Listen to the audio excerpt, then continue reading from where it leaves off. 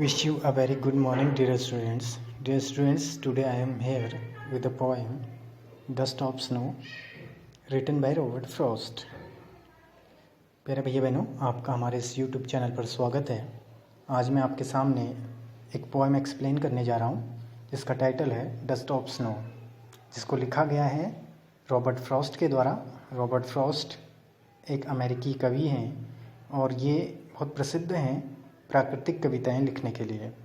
ये प्रकृति से चीज़ों को चुन करके, प्रकृति का उदाहरण दे करके जीवन के बहुत बड़े रहस्यों को हमारे सामने प्रस्तुत करते हैं और कई ऐसी चीज़ों को टच करते हैं जो डायरेक्ट हमसे रिलेटेड होती है।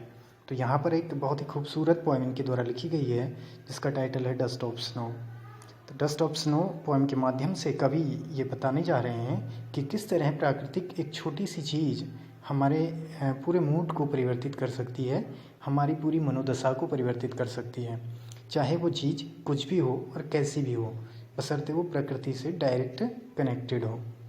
तो द डस्ट ऑफ स्नो में कवि कह रहे हैं कि वो कहीं से आ रहे थे और जब वो आ कर के एक पेड़ के नीचे बैठते हैं और बैठने के बाद उस पेड़ में बर्फ़ गिरी हुई है, बर्फ़ जमी हुई है, और जब वो पेड़ में एक कौवा बैठता है और वो कौवे के बैठने से कुछ बर्फ़ के कण उनके ऊपर गिर जाते हैं और उनका जो मूड है, जो मनोदशा है, वो बहुत अच्छी नहीं थी। जब उनके शरीर पर बर्फ़ के कण गिरते हैं और उनके शरीर में ठंडक महसूस होती है तो उनको बहुत सुकून मिलता है, बहुत रिलीफ मिलता है और वो उस पल को बहुत ज़्यादा एंजॉय करते हैं।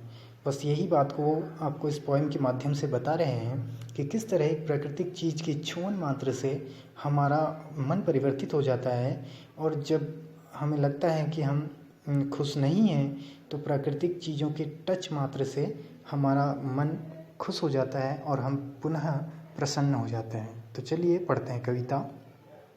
The way a crow shook down on me the dust of snow from a hemlock tree. Dust of snow का मतलब है स्मॉल पार्टिकल्स ऑफ स्नो। तो द वे, इस तरह से एक कौवे ने सूक डाउन ऑन मी से, shook is the second form of shake, SHAKE, shake. Shake मतलब होता है हिलाना।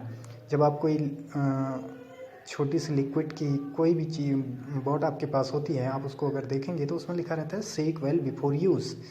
तो उस सेक का मतलब होता है किसी चीज़ को हिलाना, और उसका सेकंड फॉर्म है सूक। तो the way a crow shook down on me the dust of snow from a hemlock tree. कवि कहता है कि इस तरह से एक कौवे ने मेरे ऊपर बर्फ़ के कुछ कण गिराए from a hemlock tree. Hemlock tree is a poisonous tree. In Hindi it is known as धतूरे का पेड़। हिंदी में इसको धतूरे का पेड़ कहते हैं। तो कवि कहता है कि एक कौवे ने धतूरे के पेड़ में से मेरे ऊपर कुछ बर्फ़ के कण गिराए और उन कण की वजह से has given my heart a sense of mood, और उसने मेरे मन को परिवर्तित कर दिया, मेरी मनोदशा को बदल दिया। And saved some part of a day I had rued, और उसने मेरे दिन का कुछ भाग बचा लिया जो मैंने लगभग बर्बाद कर दिया था। This poem is written by Robert Frost and quite important for the exams. So all the students of class 10th will prepare it nicely and watch the video and understand. You can pause it, and in comment section you can ask me related any question from this poem. अब हम इसका सारांश आपके सामने प्रस्तुत कर रहे हैं। इसके सारांश को आप देखेंगे और नोट डाउन कर लेंगे और अच्छे से समझ जाएंगे पोएम को। लीजिए dear students, this is the summary of the poem. I am reading it. After that I will explain it in Hindi. It was a day of winter. It was snowing all around. A fine dust of snow had covered the tops of the trees. A hemlock tree was standing there. The top of the hemlock tree was all covered with the fine dust of snow. The poet was standing under the hemlock tree. A crow from nowhere came and perched on the top of the tree. The sudden movement of the crow made a dust of snow fall down. The flakes of snow fell on the poet who was standing under that tree.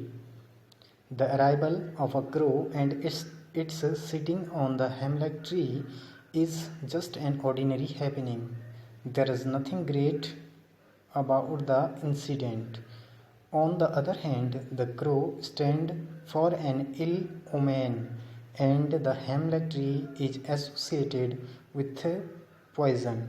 But these seemingly simple things of nature leave a deep impact on the mind of mood of the poet. This ordinary incident leaves a deep impact on the poet. So far, it has been a very dull and disappointing day for the poet. The day has not gone well for him, but the falling of the flakes of the dust of snow on him are welcome signs for the poet. His mood changes for the better, and his spirits are uplifted. Now he realizes that the whole day has not gone waste. Those moments while he is enjoying the fall of snow dust on him are his happy moments. They lift up his mood and gladden his heart. Now he realizes that at least some part of the day has been spent happily. In the end, satisfaction replace regret. तो ये centre theme है इस poem की. मैं एक बार इसको आपको हिंदी में एक्सप्लेन कर देता हूँ. It was a day of winter. ये सर्दियों का एक दिन था. It was snowing all around. चारों तरफ बर्फ गिरी थी. Fine dust of snow had covered the tops of the tree. बर्फ के सुंदर कणों से सभी पेड़ों के टॉप्स यानी सभी पेड़ों के ऊपरी भाग भरे हुए थे. A hemlock tree was standing there. वहाँ एक धतूरे का पेड़ था. The top of the hemlock tree was all covered with the fine dust of snow. और उस धतूरे के पेड़ में भी पूरी तरह बर्फ जमी हुई थी. बर्फ से ढका हुआ वो पेड़ था. The poet was standing under that हेमलक tree. और पोइट उसी हेमलक ट्री के नीचे खड़ा था. A crow from nowhere came and pursued on the top of the tree. एक कौवा कहीं से आता है उस पेड़ पर और उसके टॉप वाले भाग पर, सबसे ऊपर वाले भाग पर बैठ जाता है. The sudden movement of the crow. कौवे के आने की हलचल से पेड़ हिलता है और उसमें से कुछ बर्फ के कण नीचे गिर जाते हैं. The flanks of the snow fell on the poet. बर्फ के कण पोइट पर गिरते हैं. Who was standing under that tree.